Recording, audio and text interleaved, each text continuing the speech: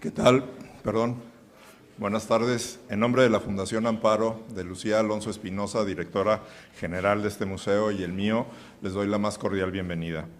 El día de hoy presentamos la exposición La Metrópolis en América Latina, 1830-1930, organizada por el Getty Research Institute de Los Ángeles y anteriormente exhibida como parte de Pacific Start Time, el LA, la cual la exposición explora el impacto de un siglo de rápido crecimiento urbano, de revoluciones sociopolíticas y de diversas transiciones culturales que rediseñaron el paisaje urbano y que dieron pie a la transformación de 6 capitales de América Latina: Ciudad de México, Lima, Buenos Aires, Santiago de Chile, Río de Janeiro y La Habana, y su relación con la ciudad de Los Ángeles en California.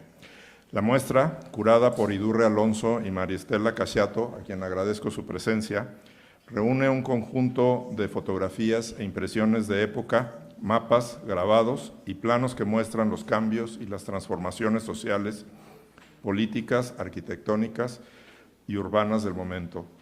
Nos sentimos muy afortunados el día de hoy de poder presentar este proyecto. Agradezco de nuevo la presencia de las curadoras Idurre y María Estela, y también al Getty Research Institute, a la Fundación Le Corbusier, a la Universidad de California en sus sedes de Santa Bárbara y Los Ángeles, al Instituto Moreira Salles en Río de Janeiro y a todos los coleccionistas por su apoyo. También, y como siempre, al equipo de trabajo del Museo Amparo por su dedicación en la realización de esta muestra. Gracias y bienvenidos.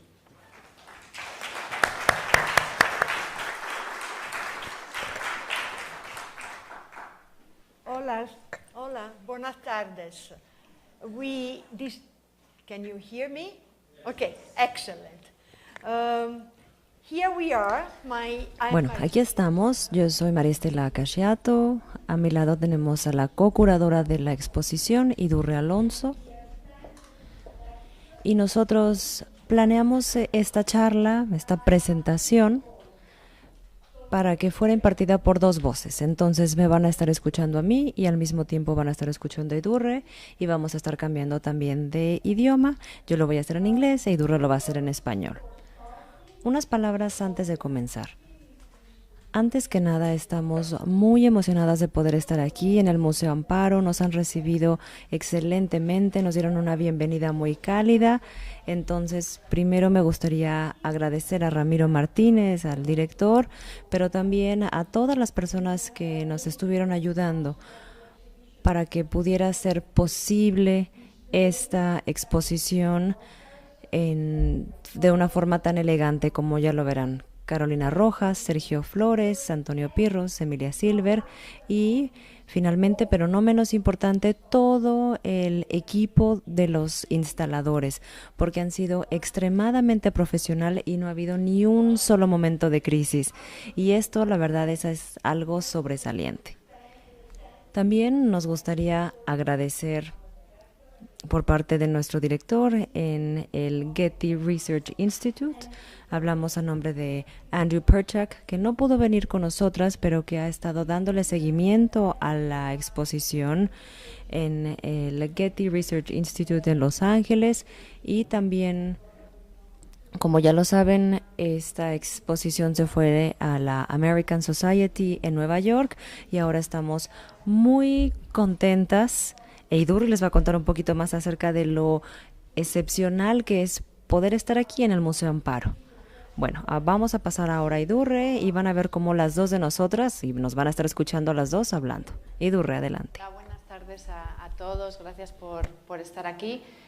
Como decía María Estela, para nosotros es muy importante que la exposición se esté mostrando aquí porque es la primera vez que el Getty trae una exposición a Latinoamérica. Y así que estamos felices de poder enseñarles parte de nuestro acervo aquí en México. Y ahora, bueno, les queremos contar un poco cuáles son los temas de la exposición, cuáles son algunas obras relevantes. Y como decía Ramiro en la presentación, esta exposición fue parte de Pacific Standard Time Los Ángeles Latinoamérica, que fue una iniciativa que organizó la Fundación Getty, en la que se dio patrocinio a diferentes instituciones del sur de California para que hiciesen exposiciones sobre arte latinoamericano y latino, y se hicieron más de 80 exposiciones en Los Ángeles, en el sur de California, que la mayoría inauguraron en septiembre, y esta fue una de ellas. Así que formamos parte de eso y queremos explicarles un poco. Este es el Getty, que es un lugar bastante grande, y nosotros, el Getty Research Institute, el Instituto de Investigaciones, está aquí. Este es nuestro edificio. Todo esto es el museo, aquí está el Instituto de Conservación y la Fundación. Entonces, bueno, nosotros somos un instituto de investigación que tiene una biblioteca, una de las bibliotecas más grandes del mundo en arte. Tenemos más de 1,5 millones de libros solamente sobre arte y las humanidades. Y después tenemos lo que nosotros llamamos colecciones especiales. Yo me encargo de la colección latinoamericana y Maristela se encarga de la colección sobre arquitectura. Así que fue una buena combinación, ¿no? Combinamos las dos cosas para esta exposición. Y lo que van a ver en las salas, yo diría que el 95% es parte de nuestro acervo, de la colección latinoamericana. Entonces, bueno, esto es la entrada al Instituto de Investigaciones cuando teníamos la exposición. Y esto es como para darles un poquito de información de cómo se funciona en un archivo y cómo son las cosas en un archivo, que es un poco diferente a un museo, porque nosotros no tenemos, digamos, pinturas o esculturas, sino tenemos documentos, ya sea fotografías, mapas, grabados, etcétera, ¿no? Entonces, para que vean un poco cómo funcionamos, nosotros, los diferentes documentos están en cajas pertenecientes a diferentes archivos. En el caso de esta exposición había archivos muy grandes, como por ejemplo la colección de Ferrez, que contiene más de 3.000 fotografías del siglo XIX, principios del XX de Brasil. Entonces, bueno, nos tuvimos que ver las 3.000 fotografías para decidir cuáles íbamos a incluir. Y aquí ven algunas de las cajas donde se guardan y cómo vamos marcando cuáles son los documentos que nos interesan, ¿no? Esta es nuestra sala como de seminario, y entonces lo que hacemos es que sacamos los materiales y los vemos, los vamos sacando de las cajas. En el caso de esta exposición trabajamos con un comité asesor de gente especialista en arquitectura y urbanismo del siglo XIX y principios del XX, y entonces lo que hicimos fue que vinieron al Getty y le sacamos todos los materiales que teníamos seleccionados y hablamos de cuáles eran los puntos importantes de la exposición, qué es lo que faltaba, qué es lo que sería más interesante tener. Y bueno, en ese comité estaba Arturo Almandoz, que es una de las personas que es un estudioso, un académico sobre urbanismo del siglo XIX, principios del XX en Latinoamérica. Escribió un libro muy importante al respecto. Estaba Jorge Rivas, que es especialista en colonial y moderno. Y estaba Cristóbal Jacome, que es un académico de México. Entonces, bueno, con ellos tres revisamos todo lo que teníamos.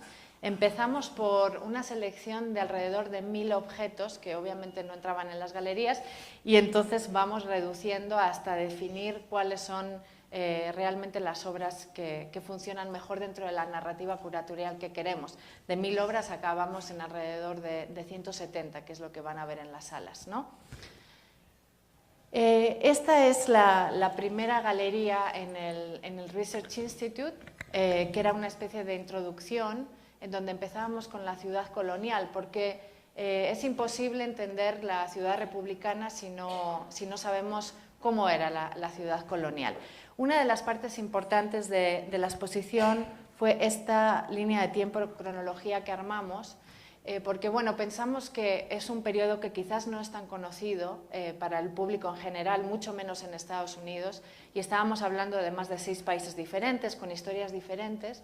Entonces organizamos esa cronología de tiempo que da información, tanto política, económica como cultural, de momentos o cuestiones relevantes que tienen relación después con el urbanismo y la arquitectura que vamos a ver en las ciudades. Y en esa línea de tiempo introdujimos también obras de la colección como para ilustrar, y esa cronología la tienen aquí también, la van a ver en la sala. Entonces, bueno, hablando de la introducción de la exposición, nosotros empezamos con dos grandes metrópolis que ya existían en Latinoamérica cuando los españoles llegaron. O sea, el concepto de metrópolis podemos decir que no empieza en la época republicana, y por supuesto la primera es Tenochtitlan, ¿no? En la exposición van a ver el primer mapa de Tenochtitlan, que está en la segunda carta de relación de Hernán Cortés, es un libro de 1524.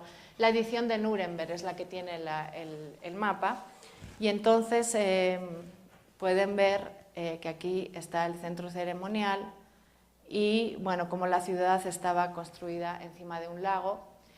Lo que a nosotros nos interesaba señalar con esta pieza es que ya hay una traza ortogonal en la ciudad prehispánica, con un centro, el centro ceremonial, que luego es convertido durante la época colonial por los españoles en lo que luego es el Zócalo.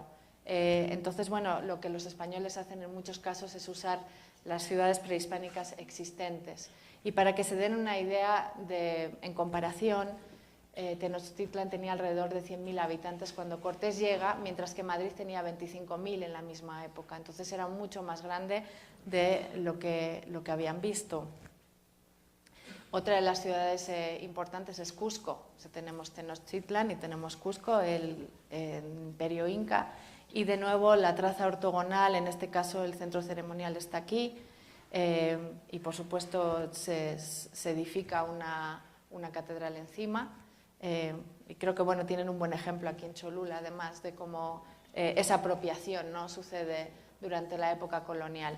¿Por qué decimos que es importante la traza ortogonal? Porque en la época colonial las ciudades que se construyen en América Latina, la primera es Santo Domingo, ya tienen una traza ortogonal con el zócalo en el centro, es lo que se llama la traza de Damero. Y todas las ciudades que se van a construir a lo largo de los siguientes 300 años van a tener la misma traza.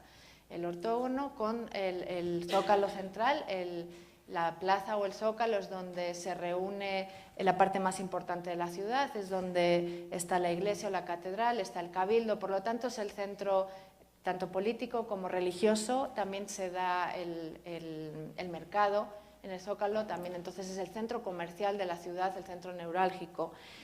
Algo importante en las ciudades coloniales son las murallas. Normalmente son ciudades amuralladas, que tiene que ver obviamente con el tema de, en muchos casos con el tema de problemas de piratería o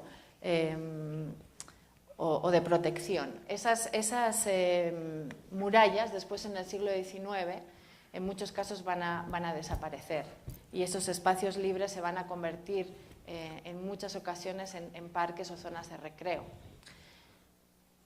Esta es la exposición en America Society, cuando la presentamos en Nueva York. Esta es la primera sala. La imagen que se ve en el mural es el Zócalo en Lima, y bueno, como una representación de esa ciudad colonial, ¿no? Después la exposición pasa a lo que llamamos la época republicana. Entonces, ¿qué sucede después de la independencia? Obviamente, estos nuevos países quieren romper todo tipo de relación con España, y el modelo entonces para estas ciudades, culturalmente hablando, se convierte en Francia, y específicamente si hablamos de urbanismo, en muchos casos es París. Estas son algunas fotografías de los nuevos monumentos que aparecen en las plazas de América Latina en la época republicana. Lo que sucede es que obviamente se quitan todos los monumentos que tenían relación con la colonia española, y tenemos, por ejemplo, este es Simón Bolívar, el libertador de muchos de los países de Sudamérica. Específicamente esa fotografía es de una plaza en Lima, pero bueno, el mismo monumento se encuentra, por ejemplo, también en Caracas, y incluimos otros libertadores de otras plazas en América Latina, Este de aquí es Bernardo Higgins en Santiago de Chile. Y aquí van a ver a Cuauhtémoc, que estoy segura que conocen muy bien ese monumento que está en la Avenida Reforma en la Ciudad de México, y Don Pedro. El caso de Brasil es un poco diferente al resto de los países de América Latina porque antes de ser independientes primero pasan a ser un imperio y tenemos a Don Pedro II primero y a Don Pedro II. En este caso el monumento es a Don Pedro I. El caso del monumento a Cuauhtémoc es bastante interesante porque se trata de uno de los primeros casos de arquitectura neoprehispánica, ¿no? Y como pueden ver, aquí hay una serie de decoraciones geométricas que hacen referencia al mundo prehispánico. Vamos a hablar más tarde de eso, pero es importante que se acuerden, es uno de los primeros casos. Lo que sucede en la época republicana, como decíamos, es que Francia se convierte en el modelo urbanístico. Hay dos ciudades, sin embargo, que son la Ciudad de México y Lima, que habían sido las capitales de los virreinatos, que mantienen mucha de su organización colonial porque han sido grandes ciudades durante la época colonial. Entonces el centro de esas ciudades se sigue manteniendo, como pueden ver los edificios son bastante bajos y eso es algo que no vamos a ver en otras ciudades. Esta es la avenida Bucareli, también creo que van a reconocer el caballito, que fue cambiado de lugar en muchas ocasiones. En este caso se cambia la avenida Bucareli, estaba en el Zócalo por el tema de la independencia y porque tienen miedo de que vaya a ser una escultura vandalizada. Y bueno, cambia de lugar en muchas ocasiones. Y el Paseo Bucareli es también un paseo importante en el siglo XIX, que ya vamos a hablar de eso, Maristela va a hablar un poco más tarde de los paseos y las alamedas. En comparación a una ciudad como la Ciudad de México o como Lima, esto es Buenos Aires. Entonces, hay dos ciudades, Río y Buenos Aires, que son las ciudades que más crecen en este momento, estamos hablando entre 1830 y 1930, y que tienen una influencia francesa bastante importante. En este caso es la avenida 25 de Mayo, que es una avenida que se traza gracias a Torcuato de Alvear. Hay algunos personajes muy importantes durante esta época que trabajan en las ciudades, ya sean intendentes, que hacen renovaciones muy importantes y este es el caso de la avenida. Y como pueden ver, es una avenida muy afrancesada, donde tienen los árboles, donde tienen estos edificios. Y la verdad es que el cambio que tiene Buenos Aires en cuestión de 50 años es muy importante. Como decía como les decía, que Francia se convierte en el modelo urbanístico de este momento, este es el plan de Forestier, que es un arquitecto francés que es invitado a Buenos Aires para hacer una nueva traza de la ciudad, un nuevo plan, y tenemos el mapa. Entonces yo quería señalar varias cosas para que vean qué es lo que sucede en el siglo XIX. Una de las cosas más importantes son las diagonales. Y si recuerdan, la ciudad colonial era ortogonal, no tenía diagonales. Entonces estas diagonales van a romper el esquema colonial que se tenía anteriormente. ¿Por qué las diagonales? Y las diagonales es algo que viene, que el mejor modelo que tienen es el de Haussmann en París, que hace la remodelación de París. Las diagonales lo que hacen es que conectan dos puntos y hacen más fácil el tráfico, porque imagínense que para ir de este punto a este punto cortamos con una diagonal. Entonces eso hace que haya mejor movimiento. También tienen que pensar que este es el momento en donde es el comienzo de la electricidad, también tenemos la cuestión de las aguas y todo esto. Entonces, todos esos cambios que se están haciendo en la ciudad son mucho más fáciles a través de este tipo de avenidas que teniendo que seguir una traza ortogonal en la que tendríamos que hacer así, ¿no? para meter la electricidad o para meter un sistema de aguas, por ejemplo.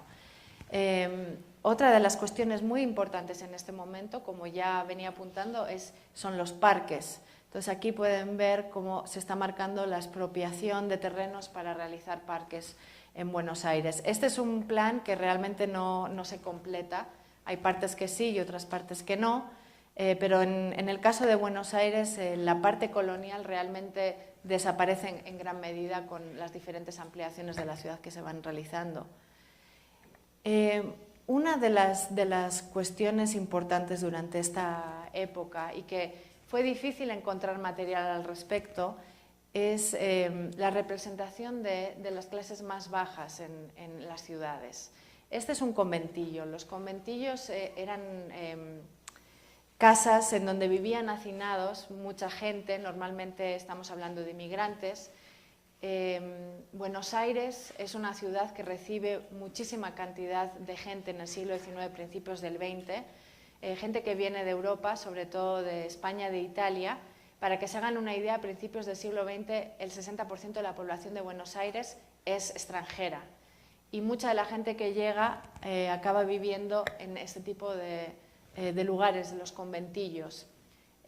Algo que es interesante plantearse es por qué este tipo de fotografías no aparecen, ¿no? Y yo creo que tiene que ver mucho con esta idea que tienen los fotógrafos, y no solo los fotógrafos, sino más bien la gente que está comprando las fotografías y los gobiernos, que son los que están encargando las fotografías a los fotógrafos, en mostrar una ciudad moderna en donde no aparece las clases más desfavorecidas como parte de la ciudad. Entonces, bueno, quiero que también piensen que estas renovaciones que se realizan en el centro de la ciudad hacen que la gente mucha gente desfavorecida, tenga que salirse del centro hacia las afueras. Y este va a ser el principio de, por ejemplo, en Brasil, las favelas. O sea que las favelas no es algo nuevo, sino que es algo que se está gestando en el siglo XIX con estos cambios que se están dando en las ciudades. Bueno, esta es otra imagen de cómo se veía la exposición en American Society. Aquí al fondo tienen a Pereira Passos. Pereira Passos es un personaje muy importante en Río, que él hace la gran transformación de Río.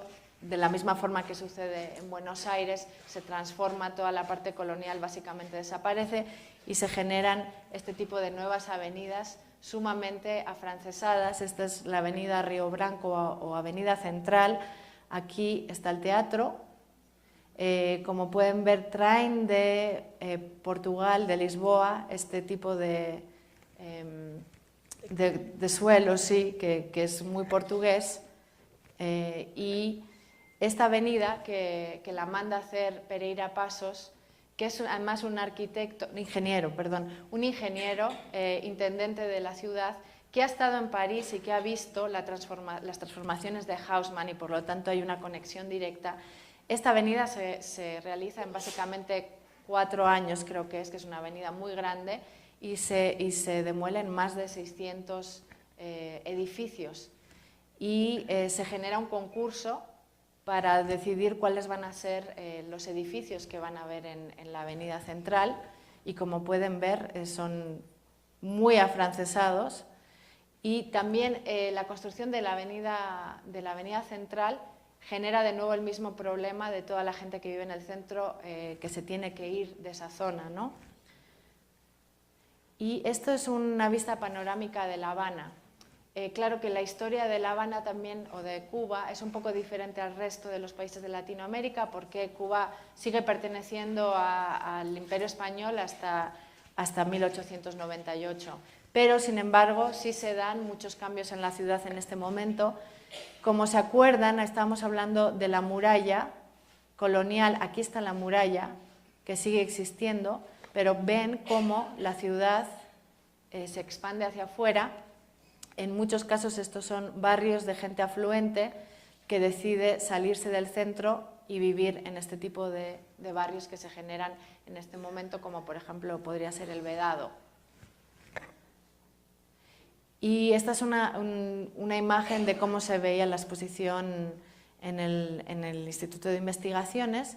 Aquí ven unas películas que también las tenemos aquí en la segunda galería, porque a Maristela y a mí nos pareció importante que se viese la ciudad en movimiento, porque realmente es en este momento cuando las ciudades están en ebullición, está la gente caminando, tenemos los tranvías, los coches, el principio de todo eso, y nos parecía que imágenes como fotográficas no daban realmente la sensación de cómo era la vida en las ciudades en este momento. Así que hicimos una investigación con los archivos de películas más de principios del siglo XX y organizamos estos pequeños clips de diferentes películas para que vean las ciudades realmente en movimiento en esta época. Y ahora le paso la palabra a Maristela. Gracias, Idurre. Bueno, voy a decir un par de cosas antes de comenzar y antes de regresar a ver las diapositivas. Y bueno, todas las ilustraciones de este PowerPoint son documentos en físico que ustedes van a poder ver en la exposición y fue solamente una pequeña selección la que nosotros elegimos.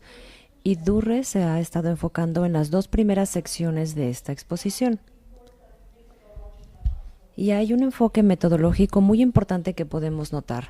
La exposición no está hecha por ciudades, tampoco es una exposición donde estén las 6 ciudades en orden, tampoco es una exposición cronológica, sino que más bien es una exposición de áreas temáticas que nosotras como curadoras pensamos que es muy relevante para poder hacer fácil de entender para un público en general el contexto político e histórico de estos diferentes países. Por lo tanto, estos países son los que van y estas áreas son las que van guiando la exhibición. Idurre estuvo hablando acerca de la ciudad colonial y ella también nos guió hacia la ciudad republicana, que es el término de diferentes y varios siglos de colonización y también un proceso de decolonización muy compleja, porque Latinoamérica como concepto forma, bueno, claro, una parte muy importante del continente, pero también los países van viviendo sus procesos de independencia en diferentes momentos y en diferentes periodos. Tenemos el caso en específico de Portugal y de Brasil, que también se tiene que reconsiderar dentro de este marco histórico. Lo que nosotros hemos hecho, o por lo menos el propósito de esta exposición, y también un libro, que es algo en lo que estamos trabajando actualmente. Como decía, el propósito es tratar de entender la cultura y la historia en este periodo de tiempo, en estos 100 años, la historia cultural, en donde para nosotros el contexto en donde se llevan a cabo diferentes eventos es más importante que las fechas en específico y otras cosas. También van a poder notar en este enfoque de historia cultural es que le damos voz a diferentes actores al comienzo de esta nueva inteligencia, al nacimiento de una nueva clase, la burguesía. Entonces, todos estos componentes, todos estos elementos son los que componen lo que nosotros consideramos la historia cultural de este periodo de tiempo en Latinoamérica. Algo muy pertinente, y de hecho voy a comenzar mi presentación haciendo referencia a lo que dijo Idurre sobre cómo no solamente estamos presentando la historia urbana, mapa tras mapa, ni el crecimiento de la ciudad. Lo que más bien nosotros tratamos de hacer es vincular y mezclar la arquitectura, el entorno construido, junto con la historia, para que nosotros podamos pasar de un concepto que los historiadores o geógrafos llaman la ville, en francés la ciudad, y pasan a la cité, que es la parte en donde los habitantes son capaces de poder lidiar con esta transformación y pueden apropiarse de esta nueva ciudad republicana. Así que se puede notar que es un proceso bastante desafiante y también me gustaría resaltar que de cierta forma es una historia interdisciplinaria, porque nosotros tenemos una formación diferente, y lo que intentamos hacer era unir nuestros conocimientos para poder entender este fenómeno tan complejo. Y el resultado de todo este trabajo es que vimos que hay nuevas naciones, y de eso hablaremos. Hay un nuevo concepto de nación y también hay un nuevo concepto de identidad. Y la identidad se va a convertir en algo esencial a lo largo de nuestra narrativa.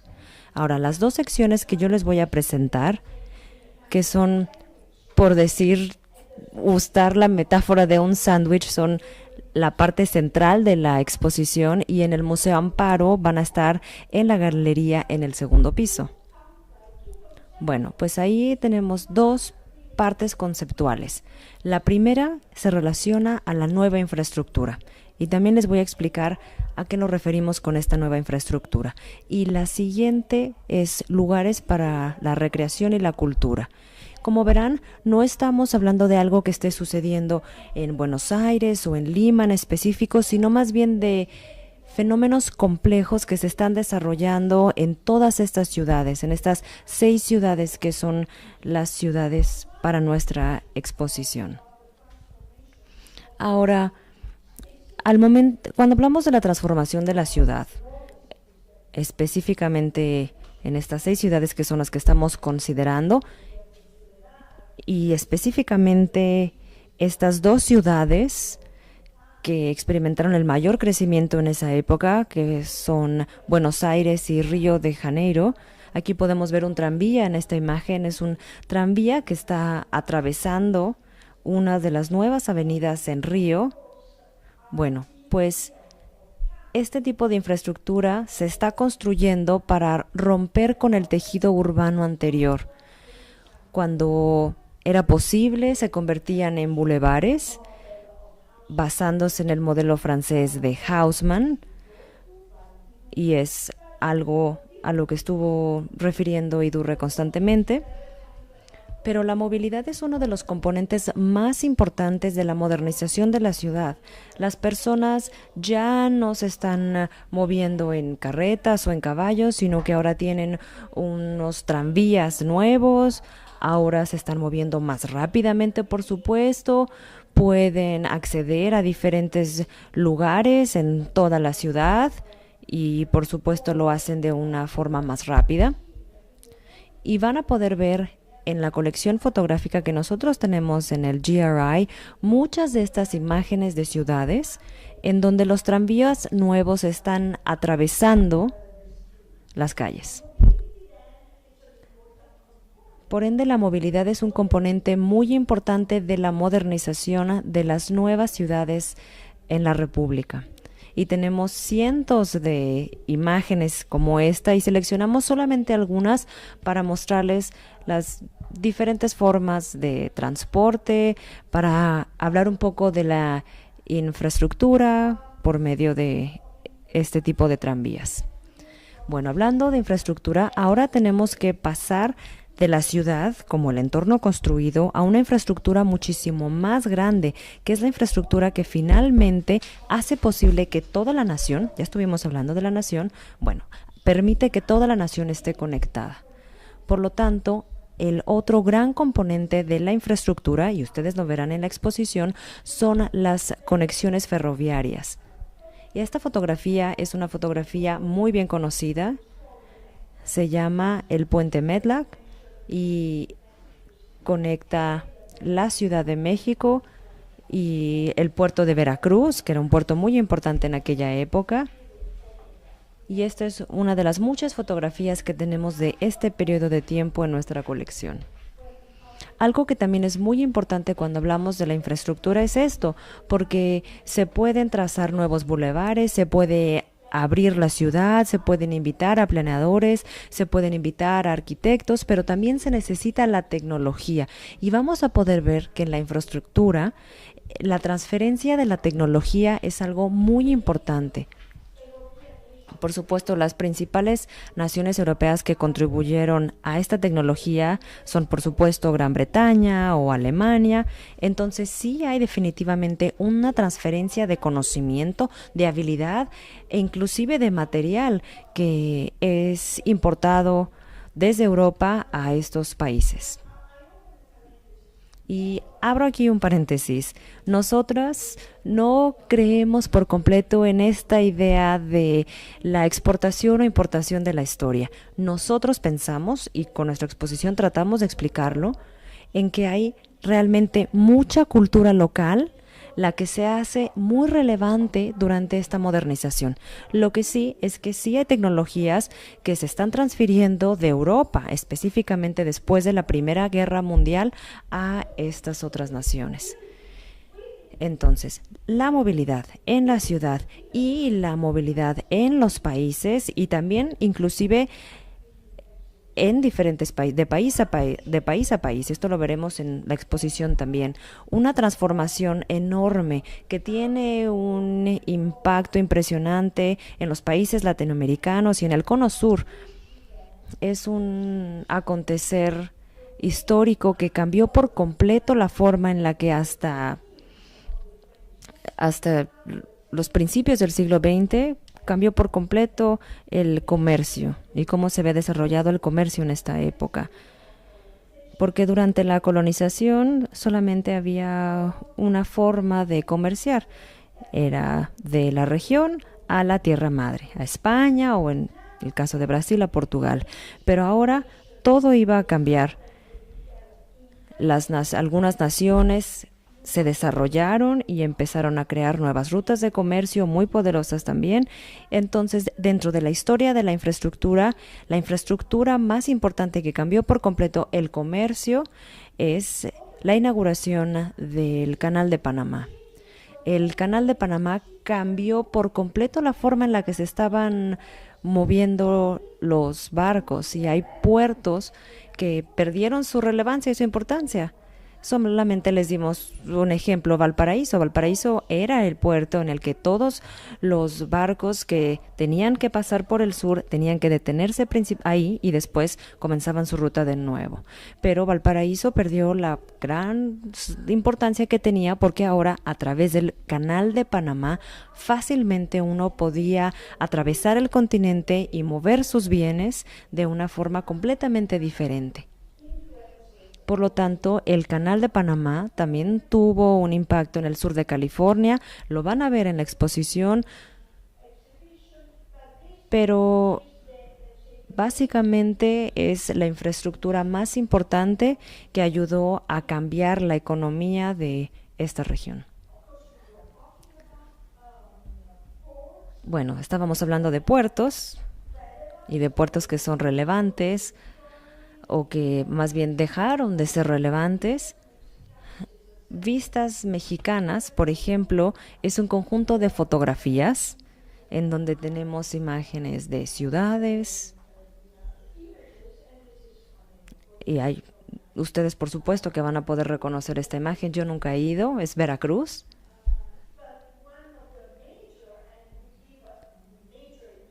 Pero uno de los más importantes, y de hecho en la exposición también tiene mucha importancia, esta fotografía de reciente adquisición, es cómo el puerto de Buenos Aires se veía. Lo que ahora conocemos como Puerto Madero, bueno, pues el puerto de Buenos Aires ahora se convirtió en un puerto muy importante para la industria, para el comercio, y le brindó a Argentina el poder económico que nosotros podemos reconocer en algunas exposiciones universales. El puerto también tuvo mucha infraestructura nueva con todas estas grúas y se puede ver que es verdaderamente toda una nueva industria en la ciudad y somos testigos de la modernización de la ciudad. Otro caso muy específico en el que nos enfocamos en la exposición es el de Brasil. Esta es una imagen del puerto de Santos. El puerto de Santos es el puerto de Sao Paulo, para que nos ubiquemos geográficamente. Sao Paulo en aquella época, en la segunda mitad del siglo XIX, sigue siendo un pueblo relativamente pequeño. Bueno, el comercio del café Y como pueden ver aquí están moviendo el café para subirlo al buque.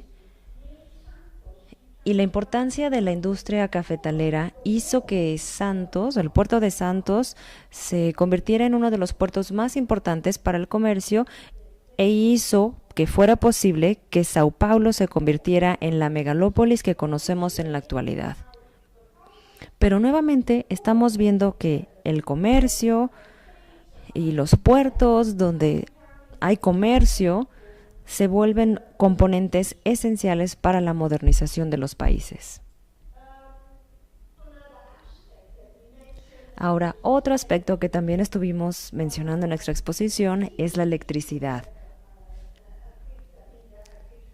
Las ciudades, por supuesto, tienen que tener electricidad y sistemas de agua, pero la electricidad es algo que cambió la ciudad por completo. Esta es una imagen del centenario, la celebración de la independencia, perdón, sí, el aniversario número 100 de la independencia, perdón, disculpa, en México.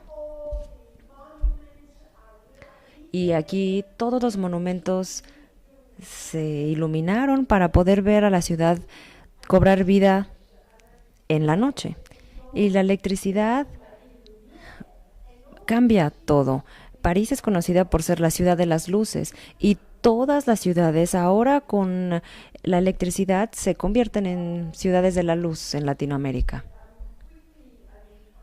Otro aspecto que también me gustaría tratar rápidamente es la parte de la recreación y del espacio para la cultura.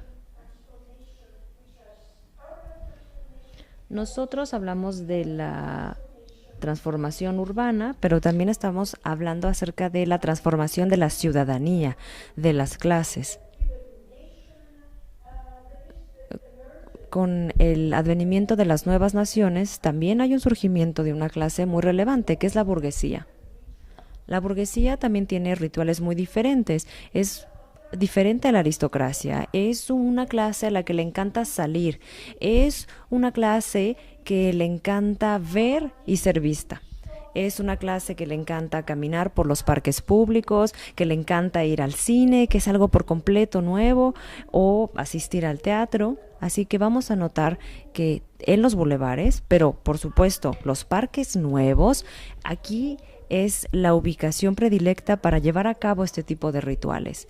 Algunos de los parques ya existían en la ciudad colonial, como lo es el caso de la Alameda en la Ciudad de México. Es un caso muy relevante porque es la Alameda más antigua que existe en Latinoamérica. Pero bueno, en aquella época se hizo más grande, se convirtió en un parque público. Ahora todo mundo puede acceder a la Alameda. Uno puede pasar la tarde ahí y hay todas estas nuevas ideas de estar conectado y se hace en un espacio público, se crea un nuevo sentido de comunidad y de cierta forma yo diría que también un nuevo sentido de ciudadanía. La Alameda en este caso es un caso muy interesante. Aquí tenemos una imagen que es icónica para nuestra exposición, que es el Paseo de la Cañada en Lima. Perdón, en Santiago. Una disculpa, sí, en Santiago. Bueno, van a poder ustedes notar que en la exhibición sí está bien la información. Bueno, y esta imagen es muy interesante para nosotros porque también a través de la moda, la forma en la que las personas se visten, como les había dicho, ahora a las personas les interesa ver y ser vistas. Y esto es algo que estaba sucediendo también en París, o en la Bois de Boulogne, o en México está sucediendo también. El mismo caso es para Buenos Aires, o para Santiago, o en Río de Janeiro. Es una forma también de apropiarse de la naturaleza. Es una forma de aprender más de la naturaleza. De cierta forma es una apropiación saludable de la ciudad. Es una ciudad en la que uno puede caminar y pasar su tiempo y bueno, esto le dio la bienvenida al surgimiento de esta nueva clase. La importancia del parque público también se relaciona mucho con el diseño y con la invitación de arquitectos paisajistas. La mayoría de ellos vienen desde Francia. Bueno, claro, no es exclusivo, pero sí unos de los más importantes. Ya mencionamos a Forestier, por ejemplo, y este es el caso de Thaís. Y se puede ver que en los parques públicos son de cierta forma jardines formales, de acuerdo a la tradición francesa, y se están convirtiendo en un componente que está presente en la nueva planeación urbana de las capitales. Otro aspecto muy importante de esta exposición tiene que ver con 3 casos. Nosotros solamente vamos a mostrarles 2 aquí en la presentación PowerPoint. Y hablamos de el caso de áreas verdes dentro de la ciudad, o por lo menos muy cerca al centro de la ciudad. Entonces, es parte de esta naturaleza que ahora se convierte en parte del tejido urbano y no una extensión nada más. Un caso que podemos reconocer muy bien es el caso del castillo de Chapultepec, y el hecho de que los parques nuevos se estén extendiendo hasta el punto en el que se convierten en áreas públicas muy grandes, específicamente en la época de Maximiliano,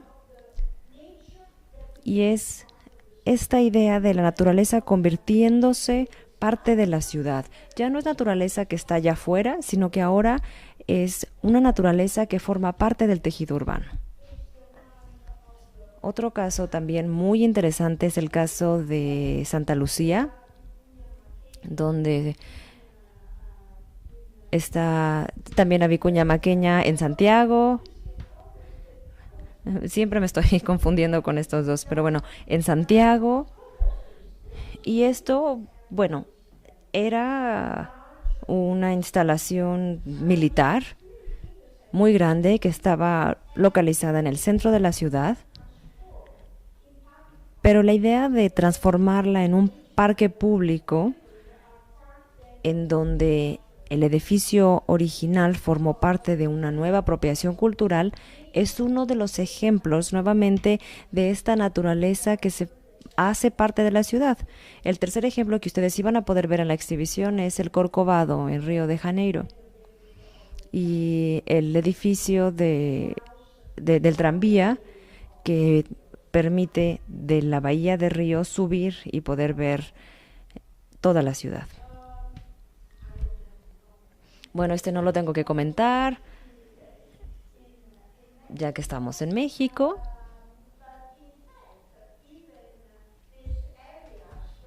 Pero inclusive estas áreas en donde hay agua, donde hay agricultura, la naturaleza, llegan a ser muy relevantes y se convierten en esta noción de vivir en la ciudad, pero salir de la ciudad. De hecho, se construyó un tranvía que iba del centro de la ciudad hasta Xochimilco. También hablamos del cine.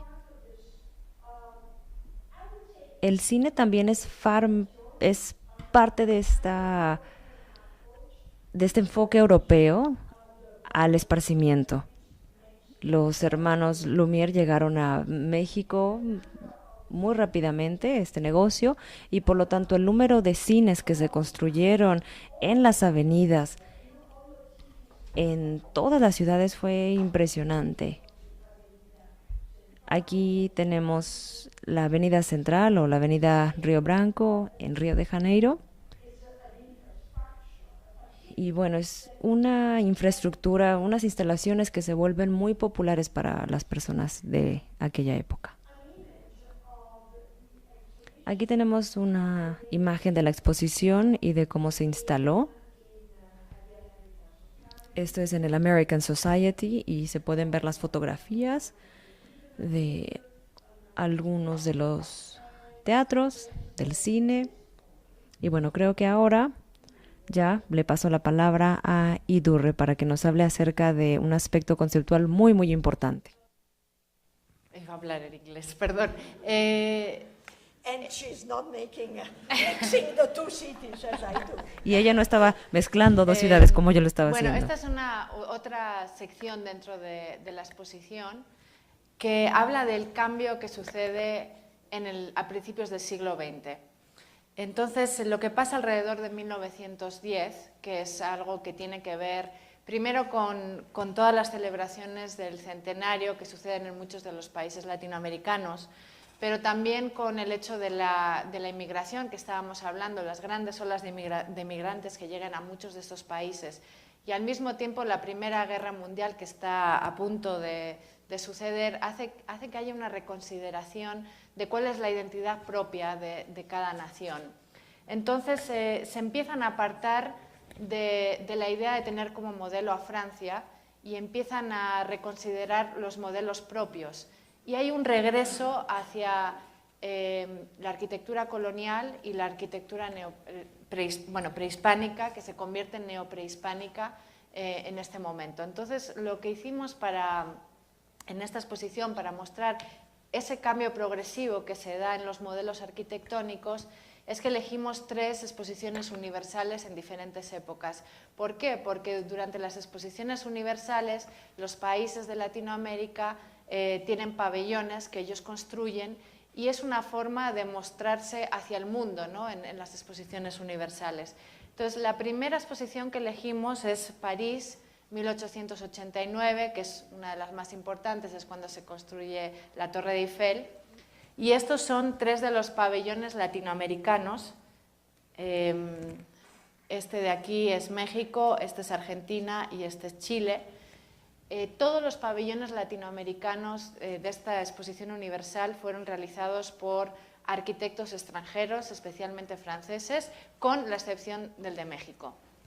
Y como pueden ver, y se ve claramente en el de Argentina y en el de Chile, ¿no? La influencia francesa, el uso del hierro y las vidrieras es bastante importante. En la exposición además van a ver también el de Brasil, que sigue el mismo modelo de estos dos.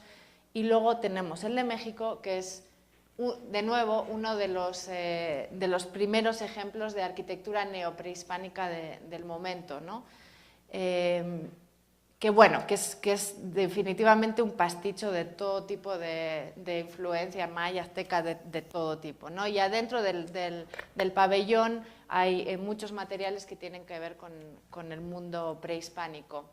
Entonces, además de... Aquí les estoy enseñando Sevilla.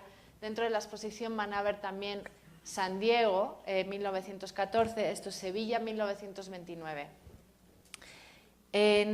A diferencia de lo que sucede en París en 1889, en Sevilla 1929 todos los pabellones latinoamericanos son o neocoloniales o neoprehispánicos. Entonces, para que vean esa diferencia que sucede en un intervalo de 40 años en cuanto a los modelos arquitectónicos.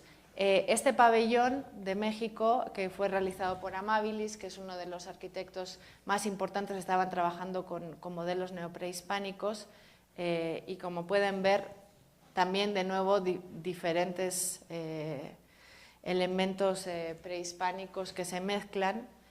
En la exposición incluimos también San Diego y este es el momento en la muestra en donde metemos California como parte de la narrativa curatorial, porque hay realmente una especie de diálogo entre California y el resto de Latinoamérica que nos parecía que era interesante abordar.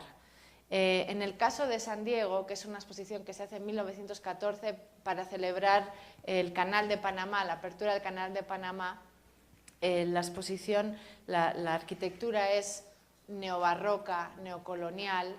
¿Y por qué? Porque en California también se está dando en este mismo momento una reconsideración de cuál es la identidad propia del sur de California, que se quiere desde luego apartar de los modelos, por ejemplo, del este del país arquitectónicos, como puede ser lo que se está construyendo en Nueva York o en Boston, etc. Entonces, ¿qué pasa? Que en California se está mirando al pasado realmente español, colonial, que tiene el Estado, ¿no? Porque realmente California es parte de México hasta 1848, ¿no? Dentro de esta reconsideración de identidad hay en la exposición una vitrina con una serie de libros de varios de los pensadores, arquitectos y teóricos que están pensando esta idea de cuál es la identidad propia. En este caso es el libro de Magart de México, en donde se está incorporando elementos prehispánicos como parte del aprendizaje artístico.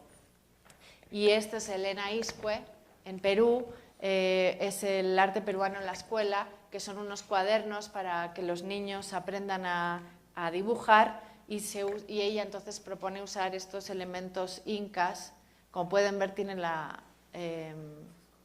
¿cómo se llama? El grid en español, la cuadrícula para que los niños puedan hacer los mismos dibujos, y son unos libros de 1929. Entonces, cómo se está incorporando, tanto en la educación como en los modelos de teoría de arquitectura, toda esta consideración hacia lo prehispánico y lo colonial. Hablando de nuevo de California, hay varios arquitectos muy importantes de principios del siglo XX que también están tomando elementos prehispánicos en sus construcciones. Este es Frank Lloyd Wright. Esta es una casa muy importante que está en Los Ángeles, la Ennis House, y como pueden ver, los elementos en cuanto a sus formas y los elementos decorativos hacen referencia al mundo maya. Y en todo caso son más que nada elementos decorativos los que estos arquitectos están usando en California. Este es Robert Stacy Judd, que es otro arquitecto que también trabaja en el sur de California. Esta es una capilla neomaya que nunca se llega a realizar, pero para que vean un poco el tipo de arquitectura que él estaba generando en la exposición, tienen este dibujo, pero también tienen una pequeña película de él en Chichén Itzá haciendo su expedición, porque obviamente él estaba muy interesado por el tema de la arqueología y viaja a Latinoamérica a varios sitios arqueológicos, y bueno, ahí es parte de donde él toma estos elementos decorativos que luego introduce en su arquitectura. También es importante recalcar que en las exposiciones universales de este momento, muchos de los pabellones latinoamericanos, especialmente el de México, probablemente también el de Perú, suelen tener muchos materiales sobre arqueología. También dentro de los pabellones de Estados Unidos se están dando este tipo de exposiciones sobre materiales arqueológicos de Latinoamérica. Por lo tanto, hay un auge muy grande sobre este interés que luego se ve también reflejado en el trabajo de varios arquitectos, como podemos ver aquí. Otra parte importante de la relación que existe entre el sur de California y Latinoamérica, y como referencia hemos tomado estas fotografías de Hollywoodland, que Hollywoodland es una serie de casas, edificios, un complejo residencial que se construye en los años 20 en Los Ángeles, y bueno, reconocerán lo de Hollywood. En realidad ahora le falta el land, pero Hollywood se refería exactamente a este complejo, y esto era nada más para que la gente supiese y para venderlo, ¿no? Y luego quedó ahí como parte del paisaje de Los Ángeles. Pero lo interesante de este complejo es que está hecha en un estilo neocolonial. También en Los Ángeles se da el estilo misión, que comienza en el siglo XIX, anteriormente a lo que se da en Latinoamérica, y después de ahí viaja a Latinoamérica y regresa. Es como una especie de diálogo que hay en estilos arquitectónicos entre Latinoamérica y el sur de California. Ahora bien, tienen que pensar que este tipo de conjuntos residenciales no solo aparecen en las películas de la época, como por ejemplo si piensan en una película como El Zorro, se acordarán que se ven este tipo de casas, pero luego además muchos de los artistas de Hollywood vivían en este tipo de residencias y aparecían en las revistas mostrando sus casas. Entonces hay una cierta clase social alta que le interesa de cierta manera imitar el modo de vida de las artistas de Hollywood, y empiezan a realizarse casas de este estilo en varias de las ciudades importantes de Latinoamérica. En la exposición pueden ver unas revistas de Lima, de la misma época, que verán claramente que es el mismo tipo de arquitectura, pero también sucede en México. Y ahora paso de nuevo a Maristela. And we are going very quickly towards the epilogue because an exhibition. Vámonos a la parte del epílogo, porque una exposición tiene que comenzar, pero al mismo tiempo también tiene que terminar. Y es la época de 1929, es cuando se termina el marco de tiempo que nosotros elegimos para la exposición, pero queremos seguir hablando de la arquitectura y cómo los arquitectos, algunos de ellos viniendo de Europa, que no es el caso de esta imagen, pero bueno, muchos arquitectos estaban fascinados con lo que estaba sucediendo en las metrópolis en Latinoamérica. Y se preguntaban cuál era el futuro del país, cómo nos aseguramos que nuestras ideas de la modernización en el crecimiento de estas nuevas ciudades se vea plasmado. Entonces la última sección se llama Hacia la modernidad, hacia una nueva idea de la modernidad que no es la única que se puede ver en las infraestructuras nuevas. Y como lo dijo Idurre, hay muchos teóricos que hablan acerca de la arquitectura nueva, que hablan acerca de la nueva orientación, lo van a ver en la vitrina, en la exposición, la nueva orientación en arquitectura latinoamericana, y hay muchos diferentes enfoques. El que nosotros estamos mostrándoles en esta imagen, van a ver esta publicación en la exposición, y esta es la portada de un grupo de vanguardia, de artistas de vanguardia que trabajaban en la Ciudad de México. Es 1924, Urbe, y Urbe significa la ciudad. Este es un pequeño libro de poemas, el superpoema bolchevique, y habla acerca de la ciudad, habla acerca del crecimiento de la ciudad, de las ciudades nuevas. De cierta forma es como un enfoque de el futurismo italiano de Marinetti, en donde la idea de la ciudad nos va a llevar hacia un nuevo mundo, hacia una nueva modernidad. Y este nuevo mundo es fascinante para los arquitectos europeos más importantes que viajaron a Latinoamérica, que ya habían viajado a Latinoamérica en 1929. Él no es el único arquitecto, pero bueno, en cuanto a arquitectura, era el arquitecto más reconocido de la época.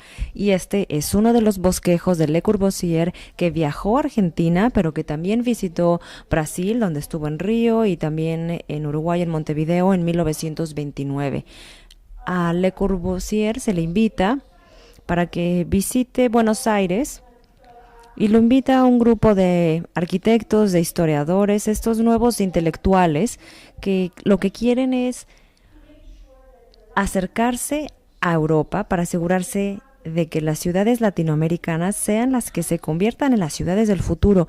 Y Le Corbusier responde a esta invitación a través de 10 diferentes pláticas, y también van a poder ver estos dos imágenes en la exposición, y son dibujos que él está haciendo mientras está dando sus charlas. Entonces imagínense, él está explicando esta idea y al mismo tiempo él está haciendo este bosquejo, este dibujo en este papel amarillo, en esta hoja de papel amarillo. Y aquí, ¿me regreso? Sí.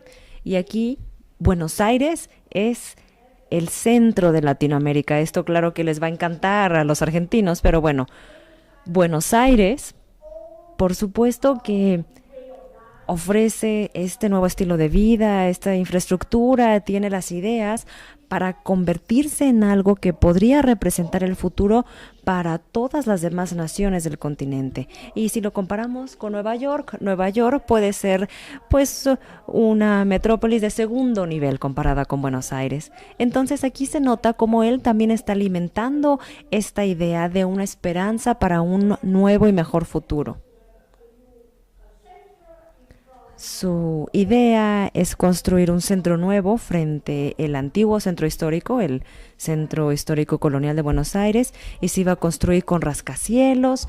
Y bueno, todo esto forma parte de la imaginación, del imaginario que se tenía de la ciudad para los arquitectos de la segunda mitad del siglo XX. Le Corbusier viaja a Latinoamérica y este viaje que hizo en 1929, de hecho, fue anterior a la primera visita que hizo a Estados Unidos, a Nueva York. Por lo tanto, aquí podemos notar cómo estos intelectuales estaban atrayendo también a los arquitectos europeos a que visitaran este lado del continente. Algunos arquitectos también viajaron porque tenían encargos o también porque como migrantes se fueron a vivir a Latinoamérica. Y tenemos dos ejemplos en la exposición. Uno es otro planeador francés de la época, Agache,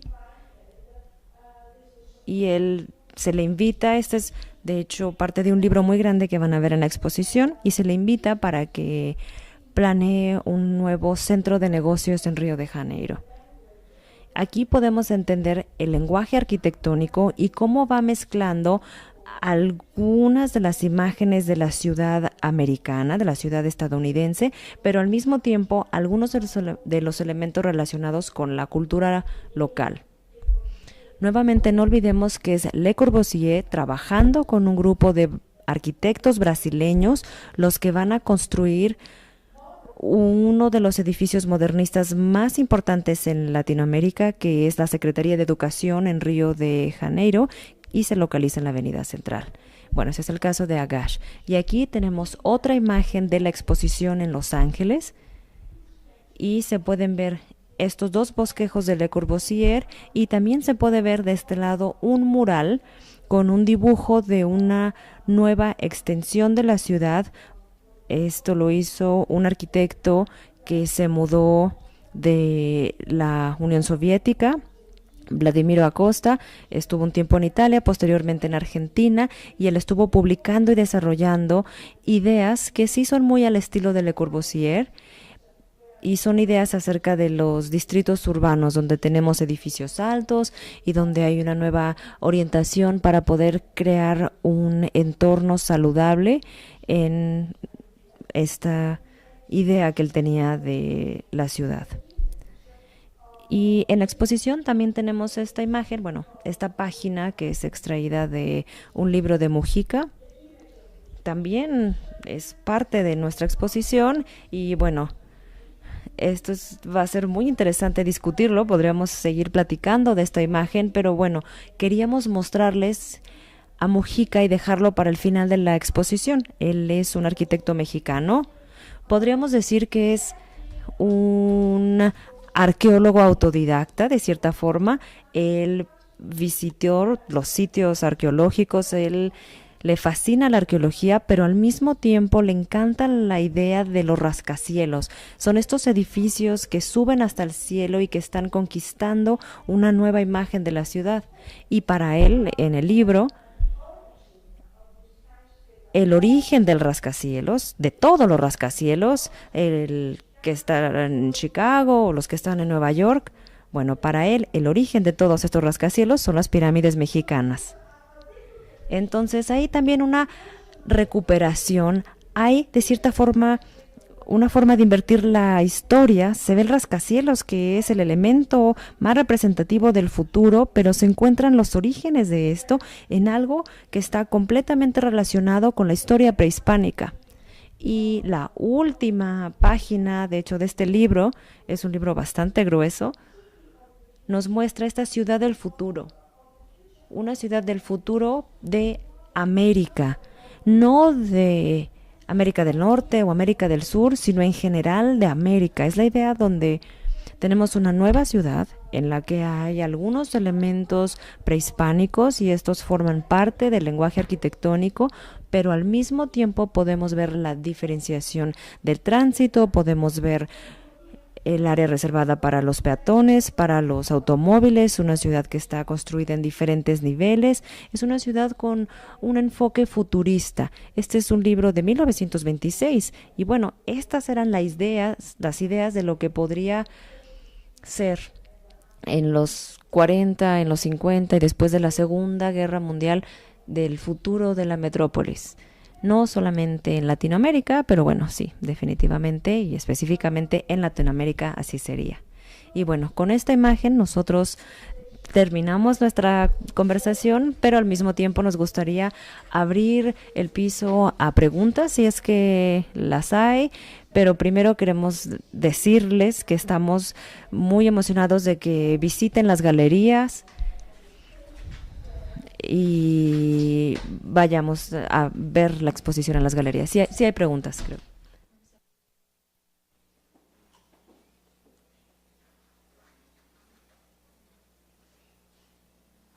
Sí, primero que nada, una felicitación por la magnífica exposición tanto de Idurre como de Maristela. Solamente una pregunta.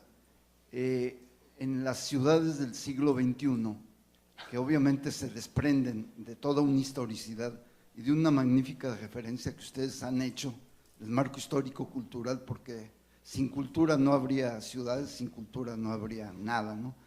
¿Cuál sería el futuro del proyecto o de los procesos de peatonización de las grandes urbes?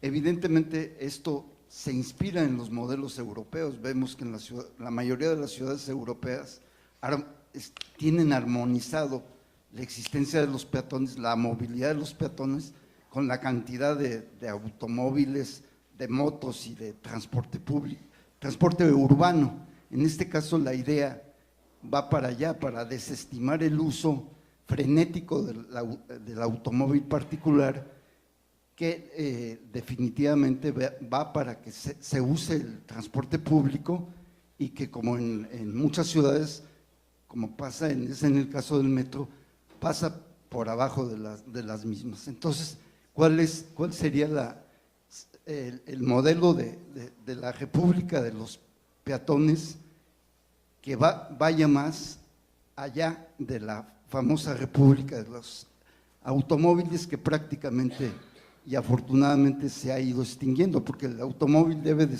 usarse, bueno, a mi juicio, solamente para transporte foráneo, como los autobuses mismos, pero ese es mi punto de vista. Gracias. Well, I'll leave Idurre say a few words. I'll say- Voy a dejar que Idurre diga algún comentario al respecto, yo también voy a hacer uno. Y su pregunta es muy importante porque, bueno, podemos hablar de 1830, 1930 en este marco de tiempo y ahí, bueno, nosotros nos sentimos seguras en nuestro enfoque cultural, pero vivimos en una ciudad del siglo XXI, estamos muy, muy conscientes de esto y también estamos muy conscientes de que algunas de las imágenes que nosotros hemos visto son pues más idealistas. Nos encantaría ver una ciudad donde el transporte público fluye con facilidad y donde no hay la congestión que podemos ver en las megalópolis contemporáneas.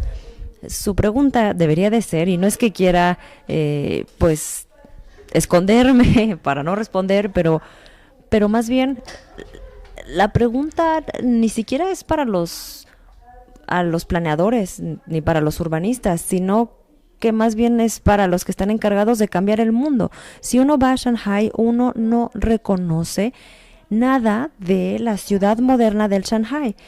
Y la pregunta es si será ese el modelo el que queremos tener. Y ni siquiera hablo de Los Ángeles, porque Los Ángeles de cierta forma es, bueno, de un buen tamaño todavía, pero hay, claro, estos freeways, estas carreteras enormes, pero si pienso en las demás ciudades a una escala internacional, no creo que haya en ninguna de estas imágenes o de este enfoque nada que nos pueda enseñar a cómo planear una megalópolis contemporánea. Estos son proyectos que nos ayudan a pensar acerca del derecho de ser ciudadano dentro de una ciudad, pero no es para dar respuestas y menos para una historiadora. Creo que para nosotros no es posible responder la pregunta. Es algo que no me había planteado, pero no creo que haya un modelo. O sea, no creo que las ciudades latinoamericanas están mirando hacia modelos europeos en cuanto a lo que usted está diciendo de más zonas peatonales, etcétera. Me parece que, además, es algo que es muy difícil responder en día de hoy. Quizás tenemos que esperar 30 años para ver cómo evoluciona esto y poder entonces investigar de dónde surgieron los modelos, pero es muy posible que la respuesta vaya a estar en quiénes son los actores hoy en día en cuanto a las transformaciones de la ciudad, igual que teníamos a Pereira Passos en el siglo XIX haciendo la transformación de Río. Estoy segura que en ciertas ciudades importantes de Latinoamérica tenemos ciertas personas que se están encargando de hacer este tipo de procesos en las ciudades. No sé, por ejemplo, es famoso el caso de Medellín, y Bogotá también, con las bicicletas, y eso ha sido algo que lo ha hecho el alcalde. Entonces, bueno, no sé si está viendo un modelo específico europeo, pero creo que necesitamos un tiempo para poder revisar un poco qué es lo que sucedió y quizás ahora lo tenemos encima. No sé. Creo que también es importante, a partir de esta exposición, cuando hablamos de estos actores, pues se le ha dado muy poca voz, muy poca relevancia a autores como Vicuña Maqueña o a Torcuato, como habíamos dicho, porque creo que ellos ayudaron a moldear la ciudad a través de sus acciones. Por supuesto que necesitamos actores, participantes en la situación contemporánea. Me parece que necesitamos que el tiempo nos dé la distancia para poder investigarlo. Bueno, buenas tardes. Yo quería, en primer que nada, agradecerles por tan buena, excelente exposición. Sobre el caso que estaban mencionando, sobre lo de cuál es el futuro, también habría que, sí hay que esperar a ver cómo se van dando las cosas, pero bueno, igual como historiadores, como urbanistas, también hay que pensar también en lo que viene próximamente, ¿no? Que es sobre todo en las megalópolis, las ciudades inteligentes, ¿no? Y la red 5G, lo que viene también, ya son cuestiones que no tienen nada que ver con solo estructuras, sino ya relaciones de sociabilidad y de comunicación, ¿no? Son temas que hay que empezar a analizar y me parece muy interesante. En el caso, yo tenía una pregunta, estamos hablando de Hausmann, ¿no? En el libro de los pasajes de Walter Benjamin, Benjamin explica que también la razón por la que Hausmann y toda esta política republicana empieza a hacer efecto en las ciudades es porque también existe un alto índice de violencia, de rebeldía, de resistencia, digamos, de París, ¿no? En este caso de la Comuna de París, de las revoluciones, ¿no? Los callejones eran tan pequeños que, digamos, las políticas de Hausmann se tienen que ampliar los grandes bulevares para que las protestas sean reprimidas inmediatamente, ¿no? Y no se atrincheren, la condición del atrincheramiento de las revoluciones, ¿no? Entonces, a mí mi pregunta es sobre si existe algún tipo de material, o ustedes nos podrían explicar un poco sobre cómo un proceso, digamos, histórico de este caso de cómo influye el auge de estas megalópolis, de estas metrópolis, a lo largo de estos 2 siglos, de estos 2 últimos siglos, conforme a la relación de la violencia del pueblo, sobre todo del despojo, ¿no? También, y cómo se manifiesta actualmente toda esta cuestión de cómo el urbanismo determina también los procesos de violencia que viven internamente las ciudades, o en relación también con agentes exteriores, ¿no? Entonces. Okay, good question. Buena pregunta. Por supuesto que la lectura de Hausmann es estratégica para prevenir esta situación en París y de hecho, es una lectura también muy política al mismo tiempo. También del caso de Benjamin. Pero tú estabas hablando acerca de la ciudad inteligente, ¿no? Estas smart cities. Hay que pensar en el caso de una rebelión en una ciudad, un caso reciente. ¿Se cree que los medios de hoy están en las calles, están en los bulevares, o más bien están en cómo uno, a lo mejor a través de su teléfono, pregunta, no sé, por Instagram o Facebook o lo que sea, y uno dice, no necesitamos el nombre de la calle, necesitamos más bien estar ahí? ¿Por qué? Porque las ciudades inteligentes en la actualidad tienen un enfoque completamente diferente a la planeación. O sea, de cierta forma ya no se necesita bulevares, o sea, ya no se necesita una acción estratégica de esto, porque la ciudad inteligente, pero más bien con la comunicación, nos permite ir más allá de la planeación y de las regulaciones que son implementadas por los planeadores. Estaba yo leyendo un libro interesante de Richard Sennett, que hablaba acerca de la ciudad y de cómo uno habita la ciudad. Y bueno, la ciudad de la que estamos hablando, o sea, la que nosotros presentamos como historiadoras, ha sido una ciudad que ha sido completamente superada por los nuevos medios de comunicación. Entonces, mi pregunta a ti y a todos los demás, o sea, en general, a las personas, es cómo, no sé, si el Instagram o el Facebook es algo que se pudiera detener, ¿habrá alguna forma de permitir que las personas no se comunicaran? Yo personalmente no creo que sea así, a lo mejor es posible, pero bueno, como hablaste de las ciudades inteligentes, entonces inmediatamente dijiste Walter Benjamin, pero creo que es viejo este caso, es más antiguo. No creo que se pueda dar la misma lectura que Walter Benjamin da a la haussmannización en Latinoamérica. Una cosa que no hemos dicho es que realmente estos países quedan devastados por las guerras de independencia y realmente no hay una transformación hasta 1860. No, ahí es cuando empiezan las transformaciones en las ciudades. Y yo pienso que además es una época que es medianamente tranquila, a pesar de algunas guerras importantes como la guerra de Paraguay, pero que no suceden realmente dentro de las ciudades. Y me parece que esa lectura política que se da a la apertura de las avenidas y las diagonales que da Walter Benjamin en París, no pienso que es tan aplicable a lo que sucede en Latinoamérica, y que en el caso de las ciudades latinoamericanas tiene más que ver con saneamiento y con un look, ¿no? O sea, con abrir avenidas para poder ver de aquí para allá, desde un monumento a otro monumento.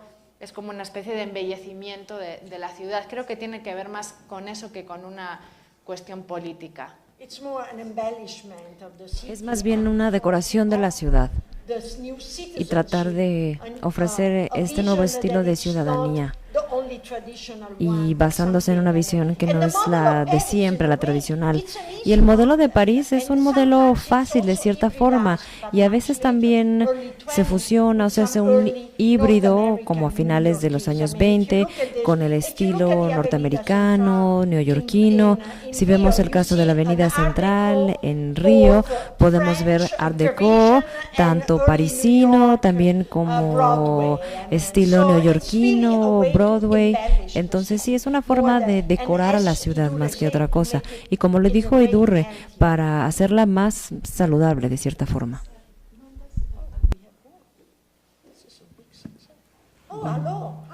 Hola. Hola.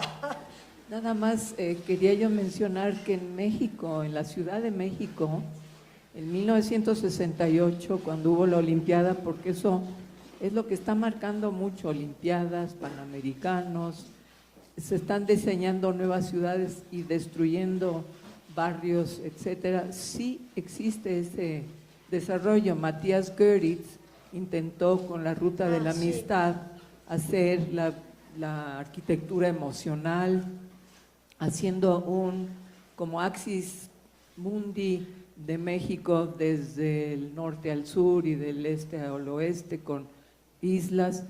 ha habido muchos intentos. Yo creo que al final, digo, lo que yo puedo contestar por ahí es que si no ponemos atención a cómo van las es decir, el tránsito en las ciudades, digo, vivimos en ciudades casi caóticas, para entrar a Puebla es imposible sin señalamiento o mal señalada. Yo creo que ahí está un problema muy serio de vialidad, más que todo. Lo demás, pues sí, se va dando aquí. Puebla ya es peatonal en muchas partes y en fin, pero sí creo que uno de los problemas más serios, por lo menos de México, es la señalización y la vialidad. Eso es mi contribución. We hope that they take care of it. Esperemos que hagan algo al respecto. I guess it's time Bueno, to go and entonces see creo the que es momento de ir a ver la exhibition. exposición. Aren't you curious to see ¿A poco no están muy curiosos de ver todas estas imágenes y todos otra estos pregunta. planes? I forgot, sorry. Bueno, sí. Sí. Es una pregunta específica para Idurre Alonso sobre el movimiento neoprehispánico arquitectónico, porque es muy fuerte en los 20, en los 30. Pienso, por ejemplo, en el edificio de la Secretaría de Salud, en la Pirámide de la Raza, todo esto, ¿no? Y luego ya empieza a desaparecer, ¿no? Y entonces, y ya a veces se vuelve como más paródico o irónico. No sé qué pasa en otras ciudades latinoamericanas, pero ha habido regresos a este movimiento. Por ejemplo, las exhibiciones en las ferias mundiales ya tratan incluso de evitar esta cuestión porque es como exotista o cae un... Entonces, ¿qué ha pasado con ese movimiento que fue tan fuerte en los 20s y en los 30s? Y también hay un poquito la idea de que al evitarlo también, pues ya todos los pabellones son iguales otra vez, como pasaba en el siglo XIX, por ejemplo. Bueno, sí, o sea, como tú apuntabas, 30s, 40s, 50s y hay un poco como... ¿Por qué? Porque es lo que estábamos hablando en el epílogo de la exposición hacia la modernidad y ese deja ser... O sea, realmente el tema neoprehispánico es más que nada es como un elemento decorativo más... Sí. Y entonces cuando llegamos a la modernidad y a las líneas simples, eso acaba desapareciendo. Que ha habido un regreso, no creo que ha habido ningún regreso desde los 40, 50, y no solo pasa en México, quiero decir que también en Perú tenemos, por ejemplo, a Cotolí, y en Argentina tenemos a los neocoloniales, y también, o sea, es un proyecto que termina en los años 40, 50, porque pasamos a la modernidad, ¿no? Unas líneas simples en las que esa parte decorativa que se usa en los neos deja de ser importante. And I would say that not even postmodernism, who, as you may Postmodernismo understand, it's a recuperation of historical no es una recuperación del modernismo histórico, sino que más bien es el posmodernismo que está aspirando al modelo europeo de los diferentes órdenes arquitectónicos. Y es muy difícil, sino más bien creo que queda más bien como decorativo lo prehispánico. Por ejemplo, el caso del posmodernismo, que yo esperaría fuera otra forma de recuperación, no lo hace y realmente nunca Y hay que puso nada de ponerse atención también a eso. en el momento histórico de cuando está pasando esto, ¿no? Los nacionalismos de cada país. Y bueno, en México es clarísimo, ¿no? Tienes esto al mismo tiempo que tienes a los muralistas. Es un momento histórico, está pasando esto en Perú al mismo tiempo que se está dando el movimiento indigenista. Entonces hay que pensar también cuál es el momento histórico. Oh, okay. ¿Listo? ¿Otra? Yeah. Oh, ok, otra pregunta, ¿ya no más? Bueno, No. la última. La última. We need to go ahead. Sí, adelante. This is the last question. Es la última pregunta. Como curadora, ¿cuál fue el proceso o la experiencia de homogenizar toda la información que tuvieron de tantos países? ¿Y qué nos recomendarían de tomar en cuenta de ustedes a la hora de ver la exhibición? Bueno, nosotros, como decía, trabajamos con una colección que ya existe. Entonces, cuando uno trabaja con una colección que ya existe, tienes que trabajar con lo que ya tienes. No es lo mismo que Maristela y yo hubiésemos dicho vamos a hacer una exposición sobre esto y nos dedicamos a buscar materiales por todo el mundo y a traerlos. Entonces, nuestra narrativa curatorial tiene mucho que ver con lo que nosotros teníamos. Y entonces nos tuvimos que supeditar en muchos casos a ciertos materiales. Por ejemplo, la idea de hablar de una identidad nacional a través de usar las exposiciones universales, quizás si no hubiésemos tenido los materiales en el Research Institute no se nos hubiese ocurrido esa manera de hacerlo. Y bueno, teníamos mucho material y tratamos de reducirlo y escoger las piezas más relevantes que pudiesen decir lo que queríamos decir. Y en cuanto a cómo ver la exposición, pues creo que simplemente lo que tienen que hacer es seguir el recorrido que va guiando mientras van caminando y van a ver claramente todas estas secciones de las que hemos estado hablando en la presentación. Thank you for coming. Muchas gracias por venir.